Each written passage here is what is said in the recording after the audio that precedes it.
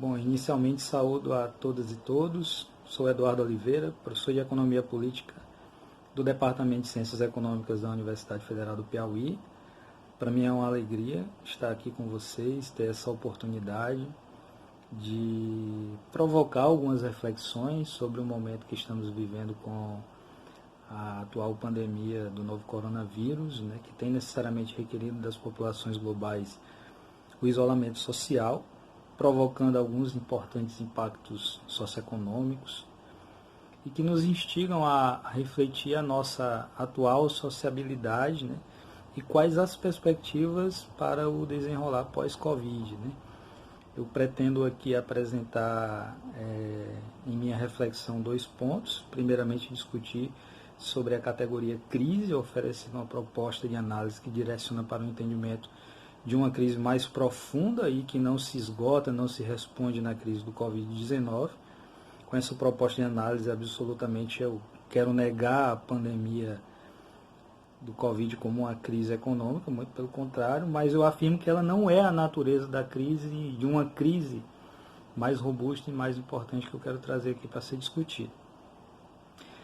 Acerca desse ponto, eu sugiro algumas obras do filósofo húngaro Istvan Mészáros, especificamente a obra Para Além do Capital e a Crise Estrutural do Capital, e também outro filósofo importante, o alemão Robert Kurz, que traz na obra O Colapso da Modernização uma discussão também interessante sobre a temática.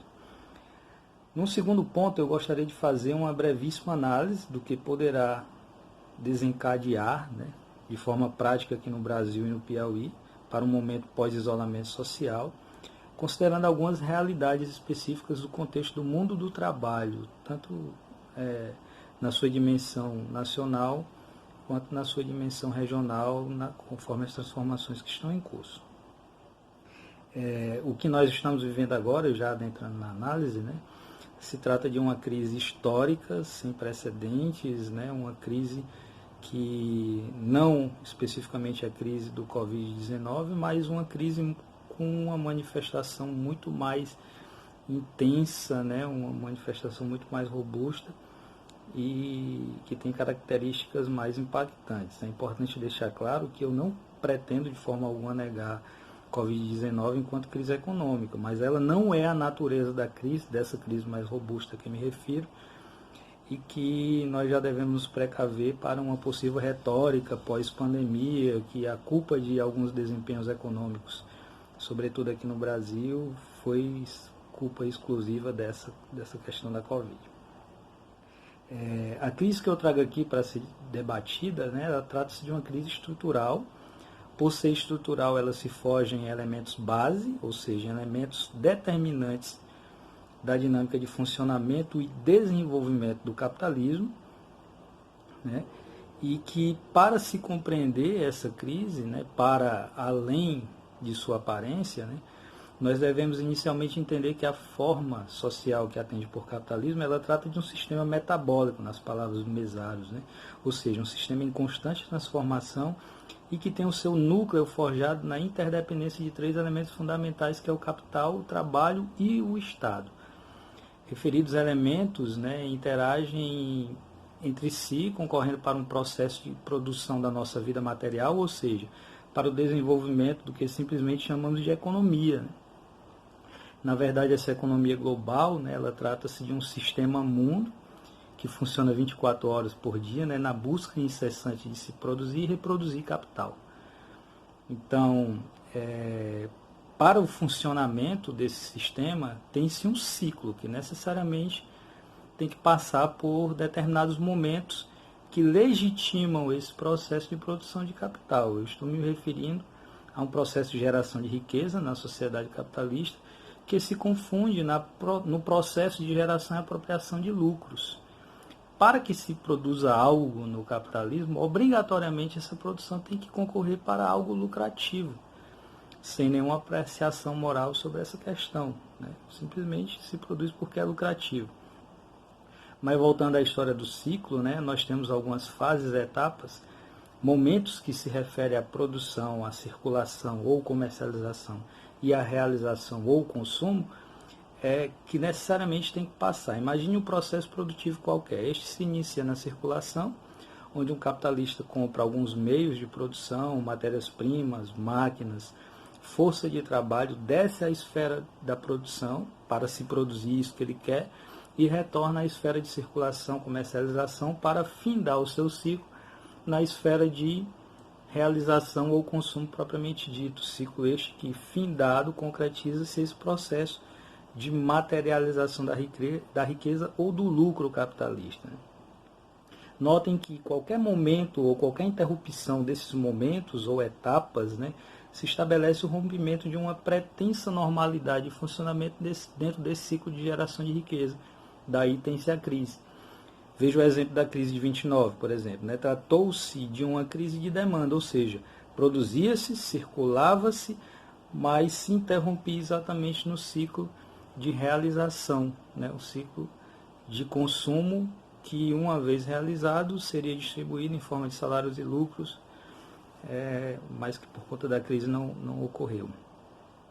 Diante disso, significa dizer que nesse movimento constante do modo de produção capitalista, de quando em quando ele se esbarra em interrupções desse ciclo de geração de riqueza, ou seja, se confronta por limites impostos pela sua própria lógica, essencialmente contraditória, e que força o próprio sistema capitalista a recorrentes adaptações, novas formas de se organizar e de se reestruturar para conseguir continuar seguindo essa sua dinâmica de produção de riqueza. Com vistas a superar essas barreiras, algumas estratégias são adotadas para o capitalismo enfrentar essas crises recorrentes. No caso desta, uma crise em curso muito mais duradoura e estrutural.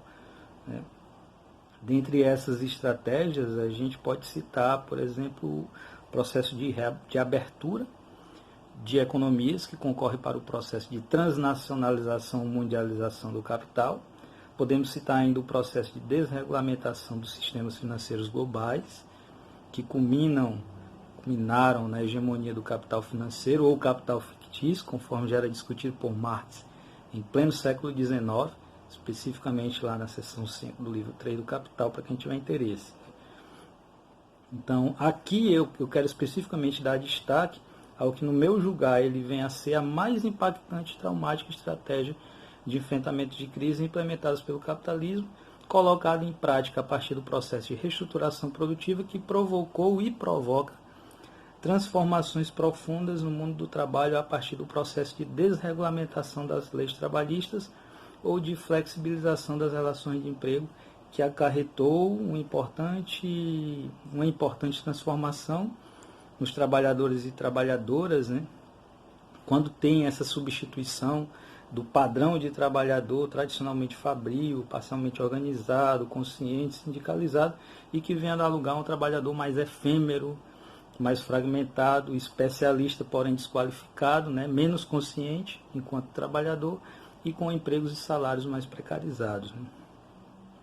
É importante frisar que tais ações, similares às de agora, que a gente vem discutindo a partir dos recentes debates de reforma trabalhista aqui no Brasil, né? Na retórica de que tem que se escolher entre direitos ou empregos, né? Alega-se que tais transformações ou modernizações, na linguagem comum, né? São exigências do novo contexto de mercado mundial, né? Para a manutenção dos empregos, né? E sobretudo em períodos de crise. Na verdade, o que a gente tem de fato é um termo mais requintado, pomposo, para manutenção dos níveis e padrões de lucros do capital. Logo, o que a gente tem que entender nesse momento é que o desemprego estrutural e global ele é uma manifestação que, infelizmente, se coloca como natural nessa fase do capitalismo, que se manifesta de forma muito mais intensa e muito bem antes da gente falar de Covid-19. Se a gente for pegar, por exemplo, dados recentes da Organização Internacional do Trabalho, ela tem estimado que a população economicamente ativa no mundo todo seja de aproximadamente 3,3 bilhões de seres humanos. Dentro desses, né, quase 61%, ou seja, 2 bilhões de seres humanos, realizam trabalhos informais, consequentemente mal remunerados em sua maior parte, que oferece pouco ou nenhum acesso à proteção social por parte do Estado, e há direitos trabalhistas esses ainda precários, né, que ainda existem.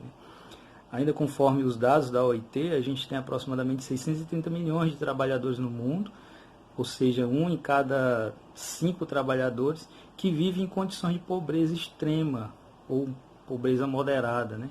Que pode ser definida com ganhos próximos de 3,2 dólares, fazendo a conversão rápida para hoje, R$17 dia, que dá menos de R$600 o auxílio emergencial que o governo está pagando por mês, né? Então, essas projeções da OIT ainda sinalizam para uma queda de uma média de 60% das rendas a nível global. Para a América Latina, ela prevê uma queda de 70%. No Brasil, é importante salientar também que a gente fechou 2009 com 12 milhões de desocupados, a taxa do IBGE, destacando que essa taxa chegou a 13 milhões na metade de 2019, né? Essa estatística ela é bastante enganadora, ela fala pouco sobre a realidade brasileira, uma vez que nessas taxas não entram os trabalhadores informais, não entram aqueles trabalhadores que não buscam empregos durante um determinado período. Então ela acaba meio que mascarando um pouco a realidade. Nós estamos falando de um cenário de pouco tempo agora, né, de 2019, muito antes da pandemia do Covid-19 se tornar essa questão global, né?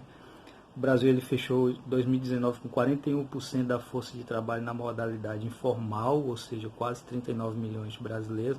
Aqui no Piauí o cenário é pior, 60% da população economicamente ativa dos trabalhadores são trabalhadores informais, né? E o auxílio emergencial pago pelo governo agora como medida de enfrentamento ao Covid, ele revelou na nossa população aproximadamente 46 milhões de invisíveis, né?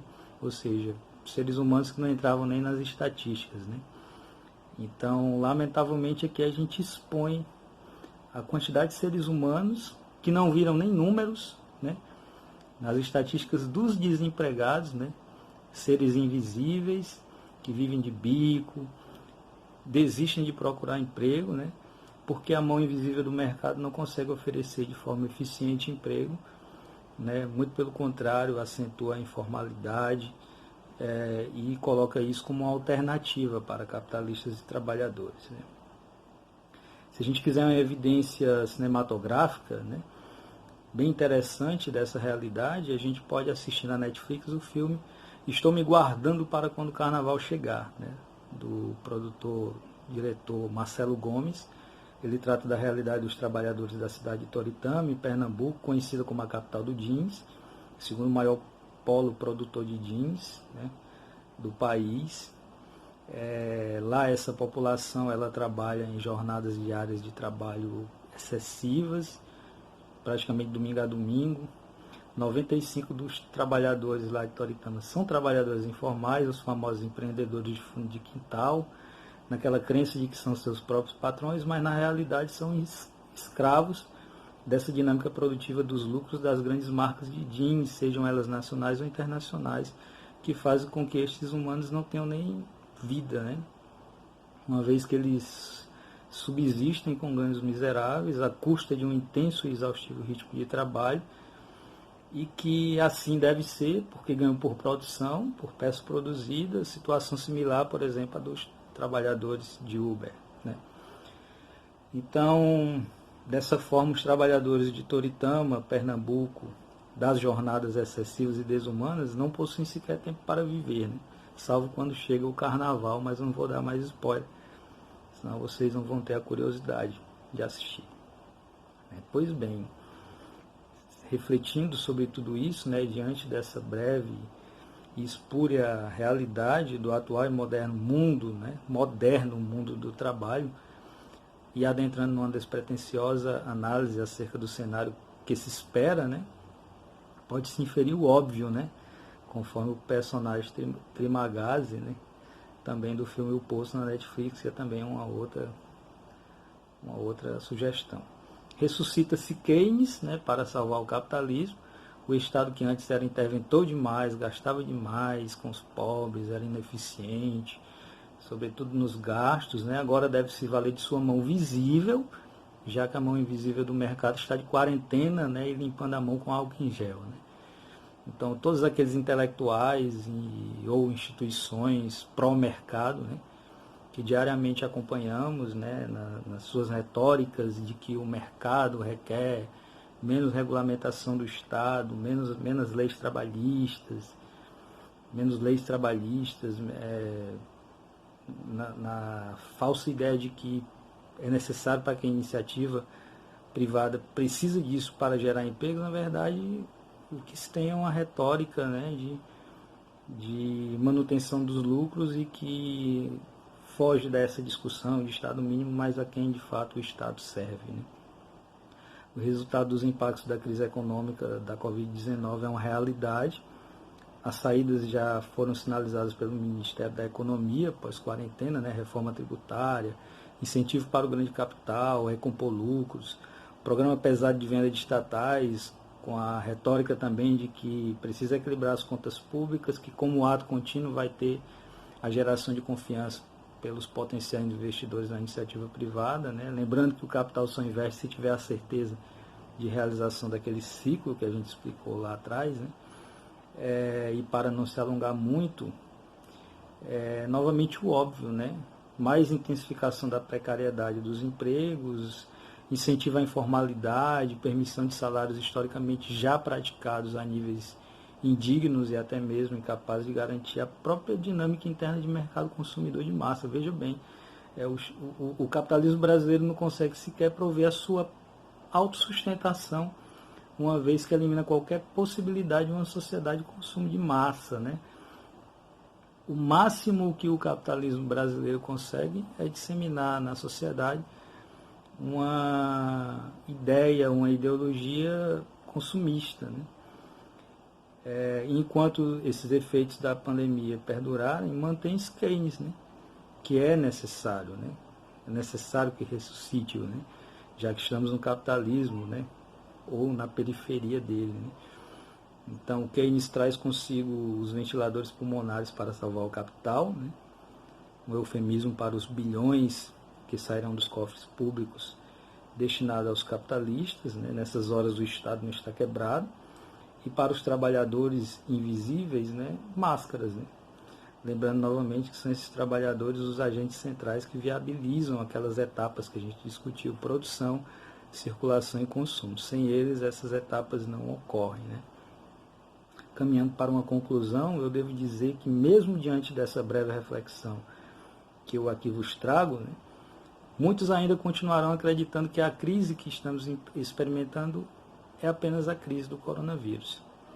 Não se esforçam minimamente para enxergarem além, né? Ficam na aparência da crise e não conseguem perceber essa crise muito maior, né? Se assim for, eu devo admitir que a crise da Covid-19 de fato se trata mesmo de uma gripezinha, né?